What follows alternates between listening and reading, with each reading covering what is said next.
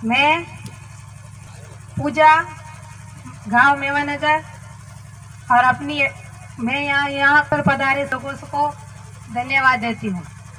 आज मुझे बड़ा ही हर्ष है कि जिस समाज कल्पना हम वर्षों से करते आ रहे हैं वो समाज आज आगे बढ़ रहा है, क्योंकि आप सभी को यहाँ देखकर मुझे बड़ा ही हर्ष हो रहा है कि जिस समाज की हमने कल्पना की थी वो समाज धीरे धीरे आगे बढ़ रहा है।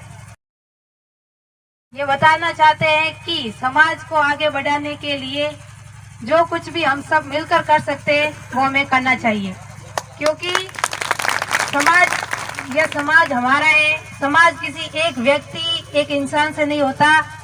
एक समाज पूरे संगठन, पूरे गांव, पूरे ब्लॉक, पूरे जिले से मिलकर बनता है, और हर समाज को आगे बढ़ाकर आगे उन्हें ले जाने का कार्य हमें सभी समाज के लोगों को करना होता है। क्योंकि जब तक समाज में व्यक्ति एजुकेटर, शिक्षित नहीं है, तब तक वो आगे नहीं बढ़ सकता। अगर उसे आगे बढ़ाना है तो सभी को मिलकर शिक्षा के साथ, राजनीति के साथ और प्रशासन के साथ आगे बढ़ना होगा। आज हम सब देख रहे हैं कि यहाँ पर पधारे सभी भाइयों में, मेरे पिता तुल्य सभी बुजुर्गों में, सब देख रहे हैं कि यहाँ पर पुरुषों की मात्रा अधिक है, किंतु महिलाओं की, माताओं की और बहनों की देख रहे हैं कि संख्या बहुत कम है। ऐसा क्यों? क्या महिलाओं को पढ़ने का अधिकार नहीं है? तो आप सब हाथ खड़ा करके बोले कि हाँ, हम भी अपनी बेटियों को पढ़ाना चाहते हैं। क्या बेटियों को पढ़ने का अधिकार नहीं है? अगर है तो सभी को बेटियों को पढ़ाने के लिए उन्हें आगे बढ़ाना चाहिए। यहाँ जहाँ हमारे समाज में बेटों को हर प्रकार की सुविधा, हर प्रकार की छूट दी जाती है, तो क्यों बेटियों को पर्दे में रखा जाता है?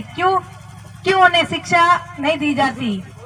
आज हम देख रहे हैं कि हमारे समाज में अगर कुछ लड़कियां पढ़ती भी हैं तो उन्हें किसी भी कारणवश उन्हें 10वीं 12वीं तक एजुकेट किया जाता है, उसके बाद उन्हें अपनी पढ़ाई छोड़ दी जाती है। क्यों? जब 12वीं के बाद तो ही हमारे जीवन की शुरुआत होती है।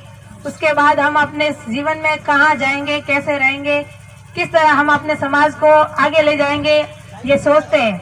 और अगर हम उसी से पहले ही, अगर समाज की शुरुआत होने से पहले ही अगर हम किसी के हाथ बांध लेते हो तो क्या आपका समाज, हमारा समाज आगे बढ़ सकता है? नहीं बढ़ सकता, क्योंकि समाज को आगे बढ़ाने के लिए पूरी तरह से शिक्षित होना बहुत जरूरी है। आज मैं आप ही के समाज की बेटी हूँ, जो आज मेरे परिवार में बहुत खुशनसीब हूँ कि मैं एक ऐसे परिवार से बिलोंग करती हूँ जिसमें बेटी और बेटे को समान अधिकार दिया जाता है, और हमें शिक्षित करने के लिए हमारे फैमिली में, हमारी परिवार वालों ने हमें खूब सपोर्ट किया है। इसलिए मैं अपने परिवार का तहे दिल से धन्यवाद करती हूँ। आप सभी भी जानते हैं कि बेटियां अपने लाइफ में अगर कुछ करना चाहती है तो वो बहुत कुछ कर सकती है। आप भी जानते हो कि अगर आपकी बेटियां अगर यहाँ आगे आकर बोलेगी, आपका नाम बताएगी कि मैं फलाना आदमी की बेटी हूँ, तो सच्ची बताऊं, समाज में जो गौरव, जो प्रतिष्ठा आपकी होगी वो इतनी किसी की नहीं होगी। इसलिए आप लोगों से निवेदन है कि आप अपनी बेटियों को, उन्हें शिक्षित करवाए, उन्हें शिक्षा को महत्व दे, शिक्षा को समझे, क्योंकि आज के जमाने में आने वाले समय में हम देख सकते हैं कि जिस समाज में हम जिंदा जी रहे हैं वो समाज पौराणिक कथाओं पर या रामायण महाभारत पर आधारित नहीं रहा। अब हमारा समाज संविधान के अनुसार चलता है, और संविधान ही हमारे जीवन को कल्याण की तरफ ले जा सकता है। यहाँ हमें समाज में सबको अभिव्यक्ति का, स्वतंत्रता का समान रूप से अधिकार है, तो क्यों बेटियों में और बेटों में इतना भेदभाव? क्यों महिलाएं आगे बढ़कर क्यों नहीं आ सकती? क्यों महिलाएं नहीं बोल सकती? क्यों आज भी महिलाओं को पीछे देखा जाता है? आप सब लोग यहाँ पधारे, उनमें आप ही की देख लीजिए कि आप लोगों के परिवार में कितने लोग होंगे जिनकी बेटियां पढ़ रही हैं। हमारे समाज में बेटियां काफी पिछड़ी हुई है, उनको शिक्षा का अधिकार इतना रूप से नहीं दिया जाता है जितना उन्हें मिलना चाहिए। जहाँ हम पढ़ते हैं वहाँ हमने देखा है कि हमारे समाज के लोग बहुत ही कम है। ऐसा क्यों?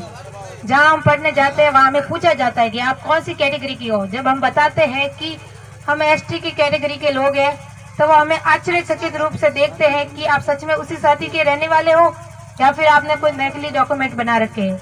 ऐसा कुछ नहीं है। वो इसीलिए ऐसा सोचते हैं क्योंकि उन्हें पता है कि ये जो समाज एसटी एससी का जो समाज है उनमें लड़कियों को पढ़ने का बिल्कुल भी अधिकार नहीं दिया जाता है। उन्हें पता है कि इस समाज के लोग, इस समाज की महिलाएं, इस समाज की औरतें सब पीछे। तो वो कुछ लोग जब आगे बढ़कर आते हैं तो उन लोगों को आश्चर्यचकित रूप से देखा जाता है।